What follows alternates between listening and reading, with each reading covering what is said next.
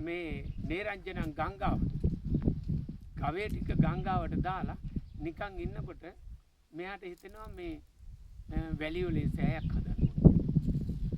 ඊට පස්සේ වැලි ටිකක් එකතු කරලා වැලි වලින් සෑයක් හදලා මේ බුදුරජාණන් වහන්සේ වෙන්නේ උදෙසා වැලි වලින් සෑයක් හදලා කැලේ තිබ්බ මල් ටිකක් ගෙනල්ලා වටේට තියලා බුදුරජාණන් වහන්සේට පූජා කරලා වන්දනා කළා. එච්චරයි කළේ. අර ගවය බලන ගෝපාලයා. එදා ඊට පස්සේ ටික වෙලාවක් කරනකොට වතුරේ ඇවිල්ලා වැලි ගොඩ ගහගෙන ගියා. චෛත්‍යයක් නැහැ එතන. හැබැයි රැස් කරගත්තු පින බුදුරජාණන් වහන්සේ වැලි වලින් හැදුවේ.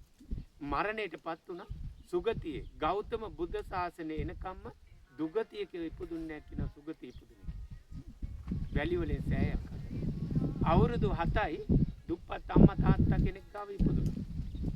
ඉපදිලා ඒ කාලේ ගත කරපු